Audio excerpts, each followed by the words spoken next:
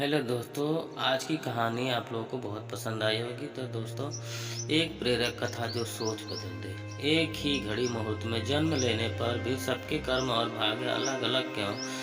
एक प्रेरक कथा। एक बार एक राजा ने विद्वान ज्योतिषियों की सभा बुलाकर प्रश्न किया। मेरी जन्म पत्रिका के अनुसार मेरा राजा बनने का योग था।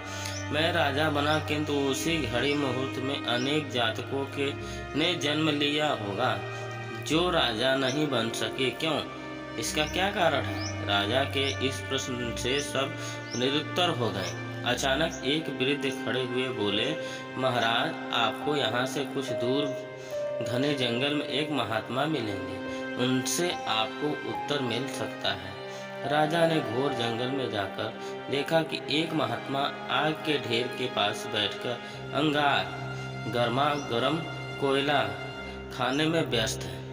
राजा ने महात्मा से जैसे ही प्रश्न पूछा, महात्मा ने क्रोधित होकर कहा, तेरे प्रश्न का उत्तर आगे पहाड़ियों के बीच एक और महात्मा है, वे दे सकते हैं। राजा की जिज्ञासा और बढ़ गई। पहाड़ी मार्ग पर पार कर बड़ी कठिनाइयों से राजा दूसरे महात्मा के पास पहुंचा। राजा हक्का बक्का रह गया। दृश्य ही कुछ ऐसा था। वे महात्मा अपना ही मांस चिमटे से नोच नोच कर खा रहे थे। राजा को महात्मा ने भी डांटते हुए कहा, मैं भूख से बेचैन हूँ, मेरे पास समय नहीं है। आगे आदिवासी गांव में एक बालक जन्म लेने वाला है जो कुछ ही देर तक जिंदा रहेगा। वह बालक तेरे प्रश्न का उत्तर दे सकता है। राजा बड़ा बेचैन हुआ। बड़ी अजब पहेली बन गया मेरा प्रश्न। उत्सुकता प्रबल थी। राजा पुनः कठिन मार्ग पार कर उस गांव में पहुंचा। गांव में उस दंपत के घर पहुंचकर सारी बात कही। जैसे ही बच्चा पैदा हुआ, दंपत ने नाल सहित बालक राजा के सम्मुख उपस्थित किया।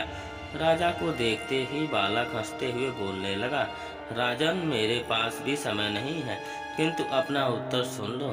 तुम, मैं और दोनों महात्मा 7 जन्म पहले चारों भाई राजकुमार थे। एक बार शिकार खेलते खेलते हम जंगल में 3 दिन तक भूखे प्यासे भटकते रहे। अचानक हम चारों भाइयों को आटे की एक पोटली मिली। हमने उसी 4 बाटी से की अपनी अपनी बाटी लेकर खाने बैठ ही थे कि भूख प्यास से तड़पते हुए एक महात्मा वहां आ गए। अंगार खाने वाले भाइयों से उन्होंने कहा, बेटा, मैं 10 दिन से भूखा हूँ, अपनी बाटी में से मुझे भी कुछ दे दो, मुझ पर दया करो, जिससे मेरा ही जीवन बच जाए। इतना सुनते ही भैया गुस्से में भड़क उठे और बोले, तुम्हें दे दूंगा तो मैं क्या खाऊंगा? आगे चलो, भागो यहाँ से। वे महात्मा फिर मांस खाने वाले भैया के निकट आए। उनसे भी अपनी बात कही, किंतु उन भैया ने भी महात्मा से गुस्से में आकर कहा कि बड़ी मुश्किल से प्राप्त ये बाटी तुम्हें दे दूंगा तो क्या मैं अपना मांस नोचकर खाऊंगा? भूख से लाचार वे महात्मा मेरे पास भी आए, मुझसे भी बाटी मांगी, किंतु मैंने भी भूख से धैर्य खोकर कह दिया कि चलो आगे बढ़ो, मैं क्या भूखा मरूं? अंतिम आशा लिए वो महात्मा, हे राजन, आपके पास भी आए, दया की याचना की। दया करते हुए खुशी से आपने अपनी बाटी में से आधी बाटी आदर सहित उन महात्मा को दे दी। बाटी पाकर महात्मा बड़े खुश हुए और बोले, तुम्हारा भविष्य तुम्हारे कर्म और व्यवहार से फलेगा। बालक ने कहा, इस प्रकार उस घटना के आधार पर हम अपना अपना भोग भोग रहे हैं और वो बालक मर गया। धरती पर एक ही समय में अनेकों फल फूल खिलते हैं, किंतु सबके रूप में गुण, आकार, प्रकार, स्वाद भिन्न होते हैं।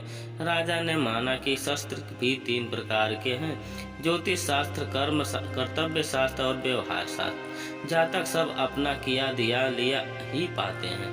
यही जीवन की गलत पासवर्ड से एक छोटा सा मोबाइल नहीं खुलता, तो सोचिए गलत कर्मों से जन्नत के दरवाजे कैसे खुलेंगे। तो दोस्तों, आशा करता हूँ ये कहानी आपको बहुत पसंद आई होगी। अगर कहानी पसंद आई होगी तो कमेंट करके ज़रूर बताइएगा। नमस्कार, जय हिंद, जय भारत।